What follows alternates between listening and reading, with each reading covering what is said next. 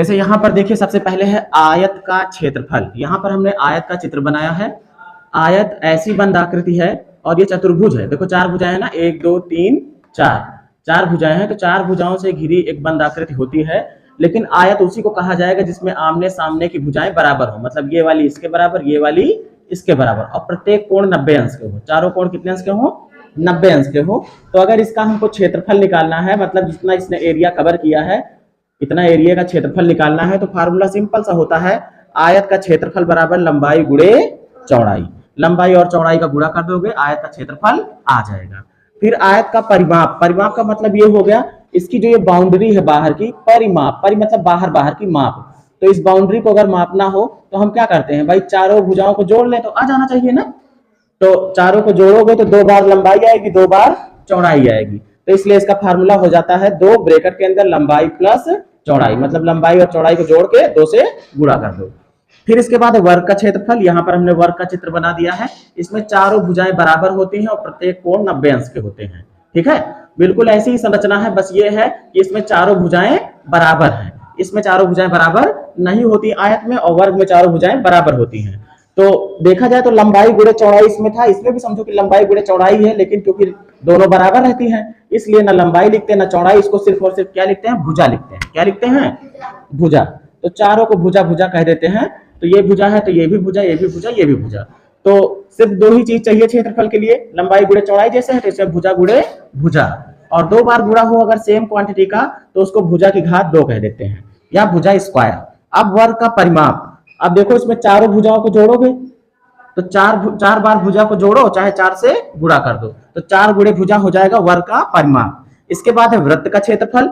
वृत्त जो होता है वो कुछ इस तरीके की संरचना होती है, जैसे कि चूड़ी हो गया, उसमें जो बीच का जो पॉइंट होगा, जहां से पूरी ये जो परिधि बनी हुई है बाहर की है गोल गोल, इस जगह से इसकी दूरी अगर हम खींचे तो हर जगह पर बराबर रहेगी।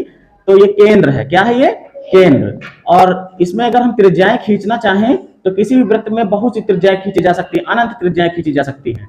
केंद्र और ये जो बाहर की इसकी बाउंड्री है, परिधि, इसको मिलाने वाली जो रेखा होगी उसे त्रिज्या कहते हैं। क्या कहते हैं? त्रिज्या। त्रिज्या को इंग्लिश में रेडियस कहा जाता है, इसीलिए रेडियस का आर ले लिया गया है। क्या ले लिया गया है? आर। अब देखो अगर वृत्त ऐसे बना हुआ हो और कोई ऐसी, इसको जीवा बोलते हैं, जैसे ये हो गई जीवा, और अगर कोई जीवा यहाँ केंद्र से होकर जाए, कहां से होकर जाए? केंद्र से। तो केंद्र से होकर जाए तो उसे कह देते हैं व्यास। अब देखो इसके जो फार्मूले हैं क्या है भाई, पहला है वृत्त का क्षेत्रफल। तो वृत्त का क्षेत्रफल हो जाता है 22/7। ये 22/7 क्या है? परिधि और व्यास का अनुपात है। परिधि और व्यास का अनुपात करोगे तो 22/7 आएगा, ये निश्चित रहता है। अगर परिधि 22 है तो जो व्यास होगा वो कितना होगा? 7 होगा। अगर परिधि 44 कर दोगे तो व्यास अपने आप 14 हो जाएगा। अगर परिधि को जो है 66 कर दोगे तो व्यास अपने आप 21 हो जाएगा। तो ये निश्चित रहता है, इसीलिए एक नियतांक यूज किया गया जिसका नाम है पाई। क्या नाम है? ऐसा सिंबल बना मिले तो इसको समझ लेना, ये क्या है? ये पाई है। तो जो वृत्त का क्षेत्रफल है वो 22/7 गुणे त्रिज्या का स्क्वायर। अब 22/7 को हम पाई भी कह सकते हैं, तो याद करने में आसानी रहेगी, pi r square. Pi r square, r क्या है? त्रिज्या है। अब वृत्त की परिधि। परिधि का मतलब इसकी इस बाउंड्री को पता करना है, तो हो जाता है 2 गुणे 22/7 गुणे त्रिज्या, या ऐसे याद कर लो 2 पाई आर। 2 पाई का मतलब 22/7, आर का मतलब त्रिज्या। इसके बाद है वृत्त का व्यास।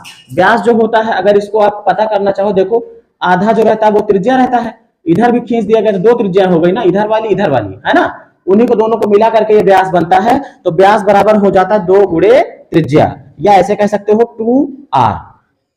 अब त्रिभुज का क्षेत्रफल।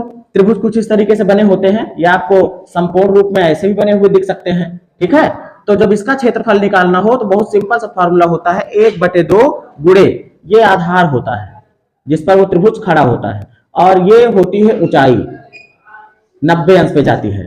तो 1/2 गुणे आधार गुणे ऊंचाई, ये हो जाएगा त्रिभुज का क्षेत्रफल। कैसा भी त्रिभुज बना हो, उसकी ऊंचाई पता हो, उसका आधार पता हो, तो उसका क्षेत्रफल ज्ञात हो जाता है। फिर है घन का आयतन। घन जो होता है वो वर्ग से मिलकर बना होता है, कुछ इस तरीके की आकृति होती है बॉक्स के जैसी।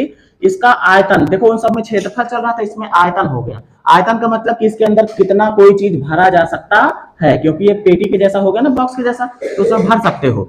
तो इसका आयतन निकालना हो तो घन का आयतन, क्योंकि इसमें लंबाई चौड़ाई ऊंचाई तीनों बराबर रहती है, जैसे कि वर्ग में लंबाई और चौड़ाई बराबर थी, इसमें लंबाई चौड़ाई ऊंचाई तीनों बराबर होती है। तो आयतन के लिए हो जाता है भुजा गुणे भुजा गुणे भुजा, 3 बार गुणा हो रहा है इसलिए भुजा की घात 3 भी इसको कह सकते हो। तो घन का आयतन भुजा की घात 3। इसके बाद है घनाभ का आयतन। घनाभ कैसे बना होता है, ये भी बॉक्स के जैसे होता है, बस इसमें लंबाई अलग होती है, चौड़ाई अलग होती है और ऊंचाई अलग होती है। तो इसका जब आयतन निकालना हो तो लंबाई गुणे चौड़ाई गुणे ऊंचाई, जैसे भुजा गुणे भुजा, लंबाई गुणे चौड़ाई गुणे ऊंचाई। अर्धवृत्त, जब हम वृत्त का क्षेत्रफल ज्ञात कर सकते हैं तो अर्धवृत्त का भी ज्ञात किया जा सकता है।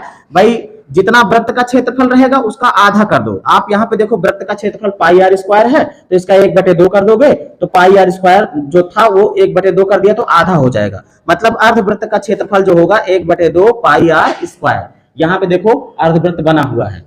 इसके बाद है अर्धवृत्त का परिमाप। इसमें परिमाप शब्द यूज किया गया है, जबकि यहाँ पर जो है वृत्त की परिधि शब्द यूज किया गया था। परिधि इसलिए था क्योंकि ये पूरा वक्र रेखा थी, घुमावदार रेखा थी ना, लेकिन जो इसमें अर्धवृत्त में है इतना घुमावदार है आधा और आधा क्या है सीधा है, इसलिए इसको जो है परिमाप शब्द यूज किया गया।